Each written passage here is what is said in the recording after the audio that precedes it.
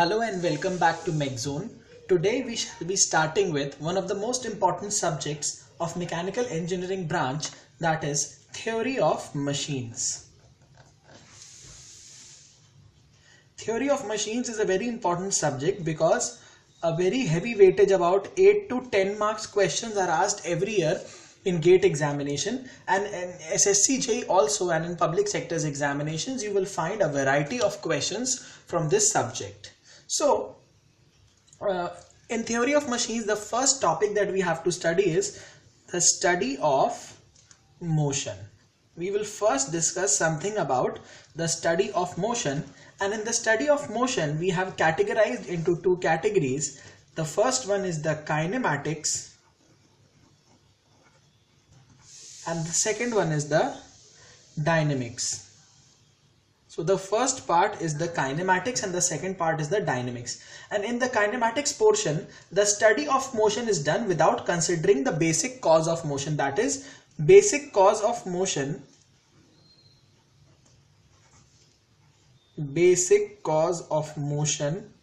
is neglected.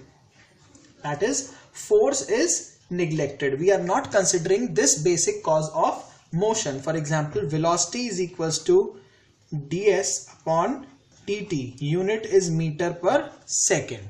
Okay, acceleration is equals to dv upon dt, that is meters per second square, and jerk, j is equals to da upon dt, meter per second cube. So actually jerk is the third differential of displacement. We are going to differentiate displacement 3 times, or we are going to differentiate the acceleration, and hence we will obtain the jerk. Since mass is not involved in any of these expressions, and hence force is also not considered. Force will be considered only where the cases where mass is also taken into consideration. So mass is involved here but doesn't appear in the analysis. In the analysis mass is not appearing, although the mass is present here. Now in the dynamics portion, the study of motion is taking place by considering the cause of motion. Here we are considering the cause of motion, that is force, and the force is actually considered according to the Newton's second law. According to the Newton's second law, we know that F external is equals to d by dt of mv. Okay, so here the mass is involved in the analysis. Here it is also involved but it is not appearing.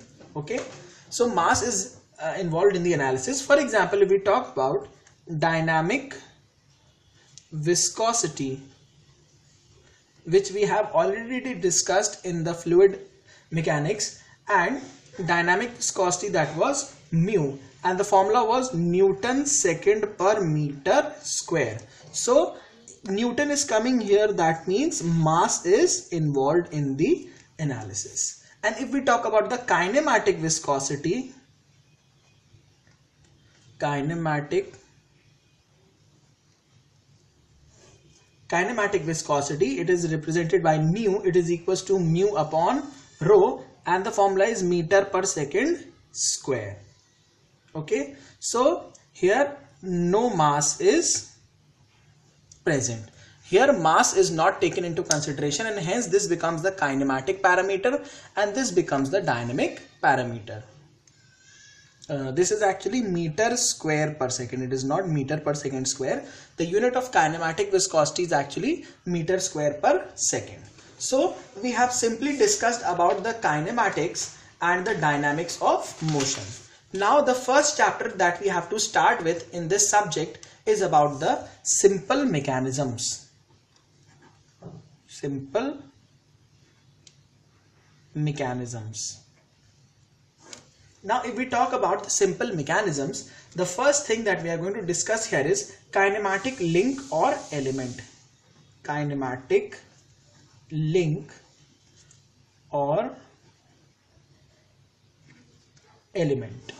Now kinematic link or element can be defined as every part of a machine which is having some relative motion with respect to some other part, then it will be known as a kinematic link or element. So every part of the machine which is having some relative motion with respect to some other part, then that part is called as the kinematic link or element. And what are the necessary conditions for a part to become a link or an element is that it should be a resistant body. It should be a resistant body so that it is capable of transmitting power. If it is a resistant body, then only it will be able to transmit the power from one element to the other. From one element to the other element. So if it is not a resistant body, then it will not have the capability to transmit the power from one element to the other, and hence it will not be considered in the category of kinematic link or element. Okay. Now for example, if we have two wheels, okay, and these wheels are attached by means of a rubber band. These wheels are attached by means of a rubber band such that this wheel is rotating in the anti-clockwise direction and this is also rotating in this direction, and this is actually a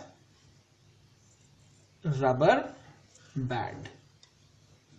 Okay, so this wheel is called as the driver wheel and this wheel is called as the driven wheel. Okay, and they are generally very heavy. These are very heavy wheels. Okay. Now the question arises whether a rubber band will be considered as a link or not. The answer is no, it will not be considered as a link. Why it will not be considered as a link? The reason is because it is not a resistant body. Because it is not a resistant body, so it may break and the power may not be transmitted from the driver to the driven wheel, and hence rubber band here is not considered as a link, kinematic link or an element. Now we will discuss about the different types of links. So next topic is types of links. The first type of link is a rigid link. Rigid link. Rigid link, from the name itself you can make out that deformations here are negligible. We have deformations which are actually negligible. Although deformations are there, but those deformations are negligible. For example, crank, for example, connecting rod,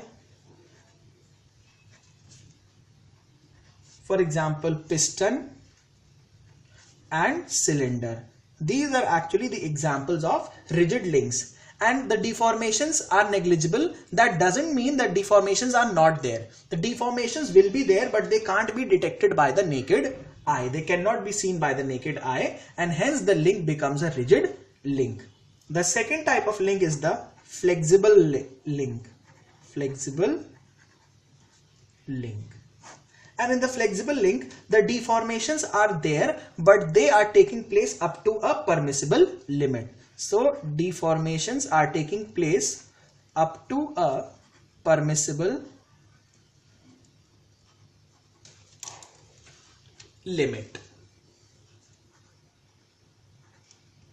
For example, we have belt, we have rope and chain drives. So all these are examples of flexible link. Flexible means deformations are there, but they are up to a certain permissible limit. Okay. The third type of link is the fluid link. Fluid link. Now from the name itself, it suggests that some fluid would be used for transmitting the power from one portion to the other portion.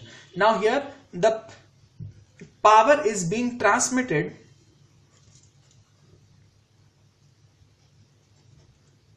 by means of a fluid, by fluid pressure. So what can be the possible examples? For example, hydraulic ram, lift, crane, jack, etc. ये Titanic movie वाला Jack नहीं है, actually hydraulic Jack है. Okay, now we will discuss next about the types of relative motions. The types of relative motions. The types of relative motions. Okay, the first type of relative motion is the completely or self-constrained motion. The first type of relative motion that we will discuss is the completely or the self-constrained motion. Now, in this type of motion, when the motion is constrained by the system itself, when the system is acting in such a manner that it is trying to constrain the motion, then it is called as the completely constrained motion. The system is putting a constraint.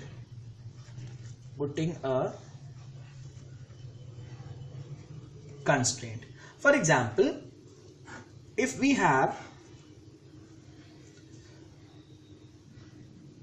a square shaft in a square hole, okay, a square shaft in a square hole can easily reciprocate in this direction. It can enter and it can exit in this direction, okay.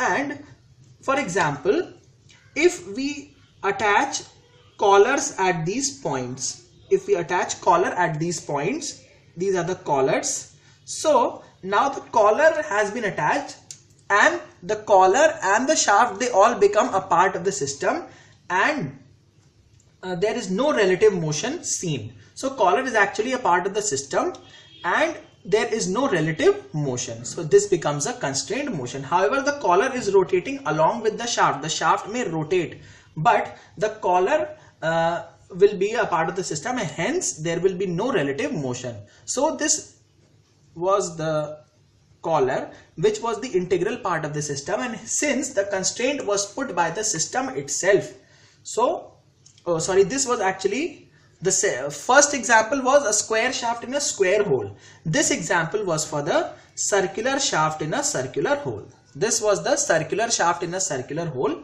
So it can easily rotate, but on rotation the collar will also rotate, and hence there will be no relative motion.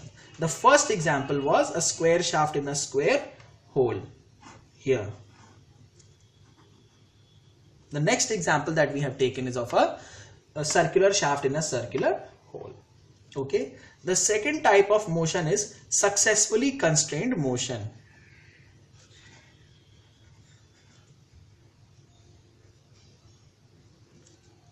Successfully constrained motion. Now, in the case of successfully constrained motion, when the motion is being constrained by the surroundings or the environment, then it is called as the successfully constrained motion. So here in the above case, system was putting a constraint, but now here surrounding is putting a constraint.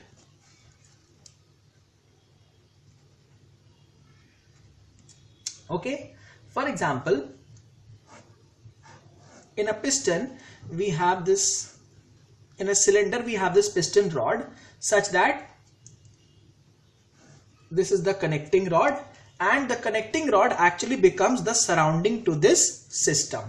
So at this point, if we see at this point, the torque is 0.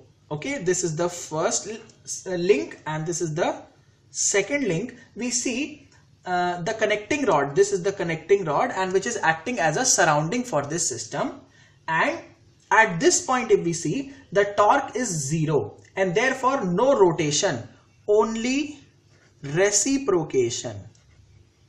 Only reciprocating motion is there and no rotation is there. So the constraint that only reciprocating motion is there is actually put by this connecting rod, which is actually the surrounding link. This is actually a type of surrounding link to this system, and hence it is putting a constraint, and this is actually the system.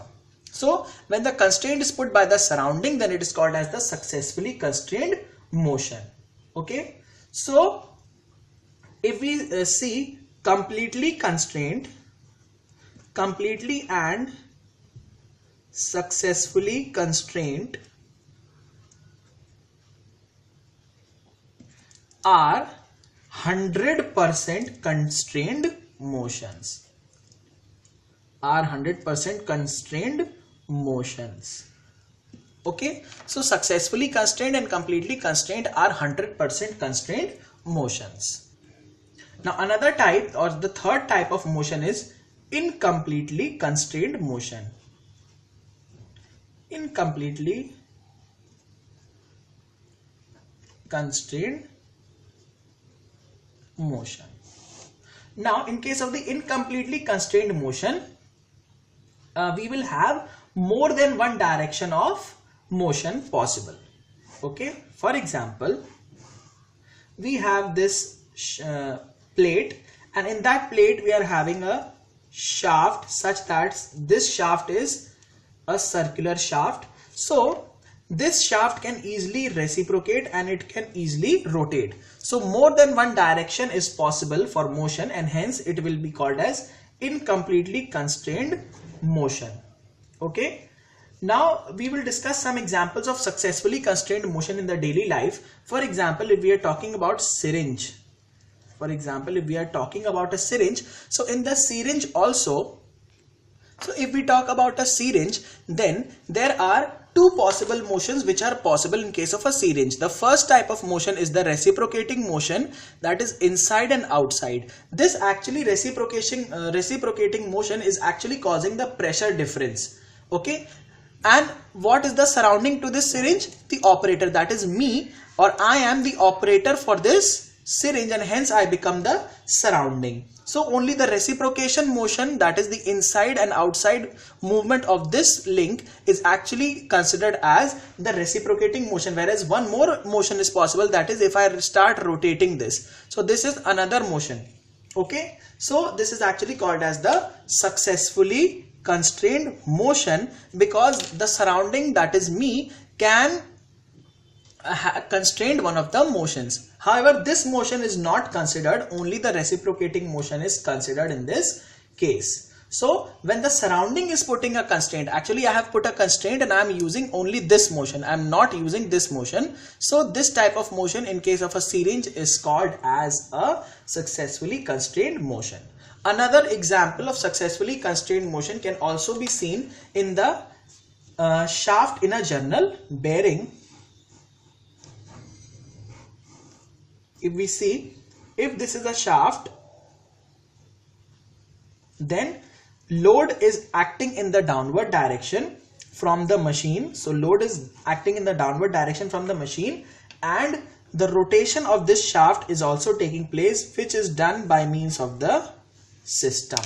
So shaft in a journal bearing is also an example of successfully constrained motion, and the syringe also, I told you, is also an example of the successfully constrained motion. And in case of the syringe, the suction and the injection action is done by means of pressure difference, which is created by the reciprocating motion, that is the reciprocating motion of this link. Okay, the next topic that we have to start is the kinematic pair. Kinematic pair. Now, any connection between the two links is always a joint or a pair, but this pair will become a kinematic pair when the relative motion between the links is a constrained motion. When we see between two links, there is always a joint, okay, and it is always a joint or a pair, but this pair will become a kinematic pair only and only when the relative motion between the links is a constrained motion. Okay, so this is a very important thing to be noted here, that only when the motion is constrained, then only the link will be called as a kinematic pair. Okay, so we must remember the three types of relative motions that we have discussed, that is the completely constrained motion और the successful. Completely constrained motion में हमारा जो system है वो constraint लगाता है. Then we have the successfully constrained motion, and in that we the constraint is put by the surrounding, whereas in the incompletely constrained motion, the motion can take place in more than one direction. For example, that we have discussed, a circular shaft in a circular hole can easily reciprocate and can easily rotate. Now we come to the classification of the kinematic pair. Classification of kinematic pair. So the first type of pair that we are going to discuss is about the turning pair. Turning pair. In case of the turning pair, for example, it is also called as revolute pair or pin joint. It is also called as revolute pair or pin joint, and here the relative motion is pure turning. Here the relative motion is pure turning. For example, if these two links are joined by means of a pin at this point, then there will be pure turning about this pinned point, and hence it becomes a turning pair. The next type of kinematic pair is about sliding pair. Sliding pair. Sliding pair is also called as prismatic pair. Sliding pair is also called as prismatic pair, and here the relative motion is pure sliding. Here the relative motion is pure sliding. Okay. Next type of pair is the rolling pair. Rolling pair, and in case of the rolling pair, the relative motion is pure rolling. Here the relative motion is pure rolling.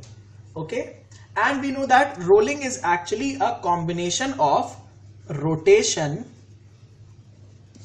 plus translation. So rolling is actually a combination of rotation and translation.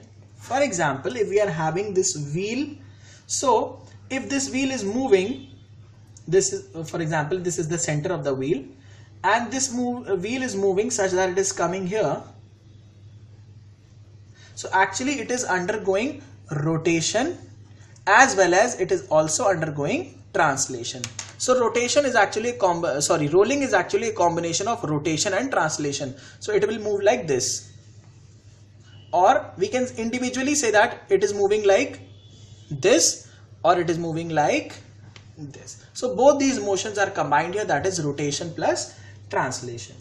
The next type of pair is the screw. One more important point, at this point of contact, when there is a contact between the wheel and the ground, this point of contact, for the condition of no slipping, condition, for example, the velocity of the center of mass is VCM, so, and R is the radius of this wheel, so, and omega is the angular velocity, then for the condition of no slipping we have VCM should be equals to R into omega, where VCM is the velocity of the center of mass, R is the radius of the wheel, and omega is the angular velocity of this wheel. So for the condition of no slipping, we should have VCM should be equal to R into omega.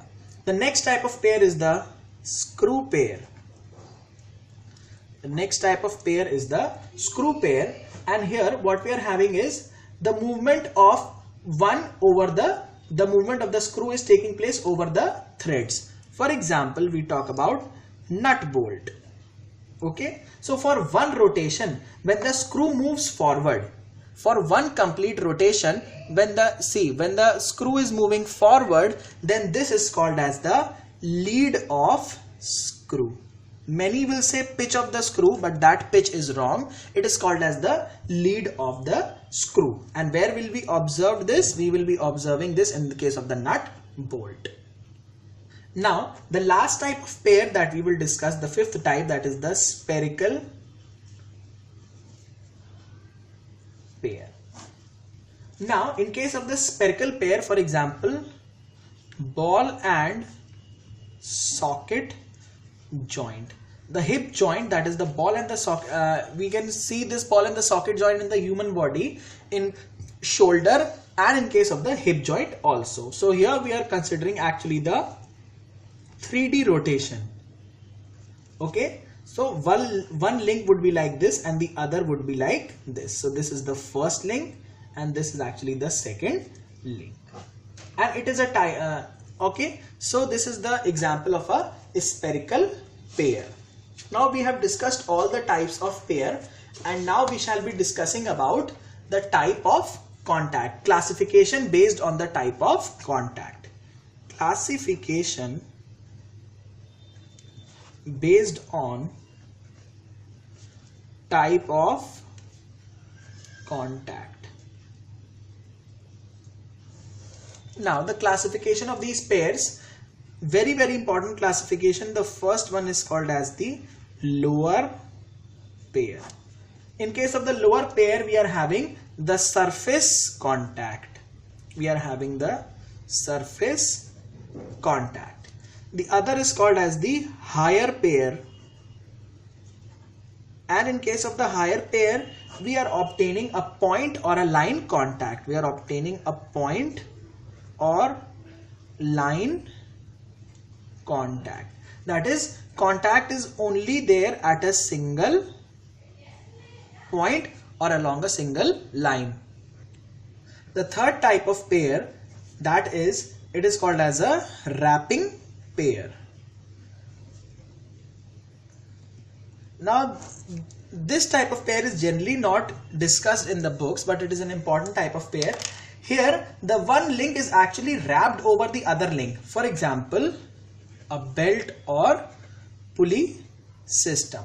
Belt and pulley. But what is the basic difference between a wrapping pair and a higher pair? In case of a wrapping pair, contact at multiple points is present. Contact at multiple points is present, whereas in case of a higher pair, the contact is only taking place at a single point.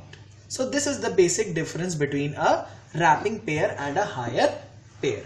Now, for example, if we see a cam, example of a cam,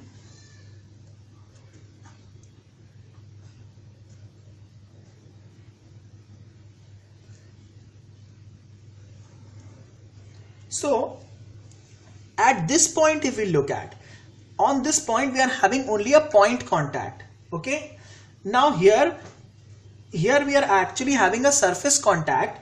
Say this is link number 1. So link number 1 will have which type of pair? It will definitely have lower pair because it is having surface contact. Okay, at this point also we are having the surface contact, and the ground one is called as the lower pair because here also we are having the surface contact. But here if you look at, this is say point number 2, this is the other link. Here we are going to have the higher pair because we are having the the contact only at a point, and this can be visualized very simply by means of a crank and slider mechanism. How? We will be studying about the crank and the slider mechanism in the next lectures.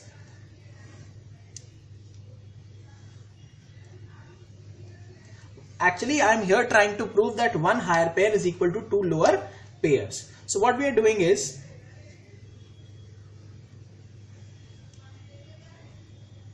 okay, so this will undergo rotation. This is link number 1. This is link number 2. This is link number 3. And this becomes the link number 4. This was also link number 1.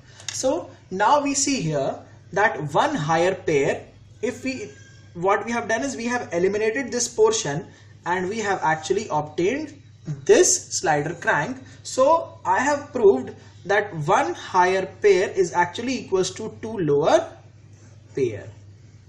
By removing one higher pair, I have obtained two lower pairs.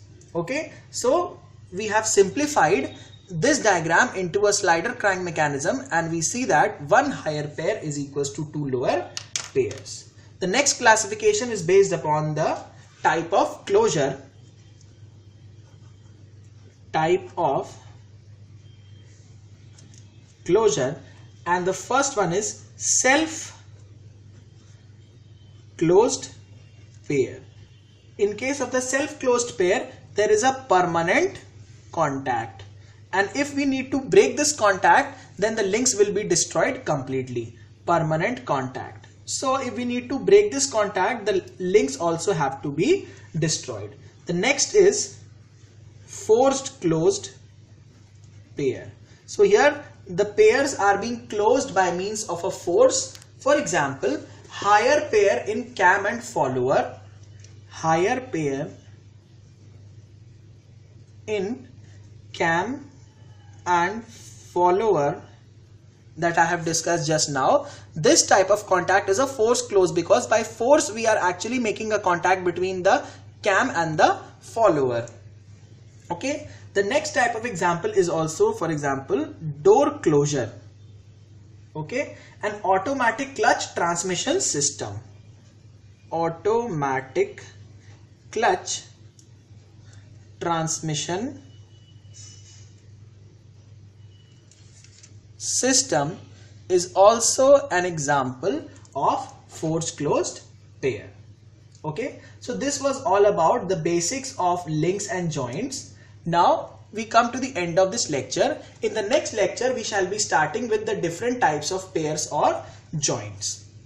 So we hope you people are enjoying our lectures. Give us your valuable feedbacks, discuss your problems with us on our channel or on our Facebook page also. The link of our Facebook page is given in the description section of this video, and you can download the entire free study material for GATE, SSC, JEE, ESE and public sectors from the description section itself.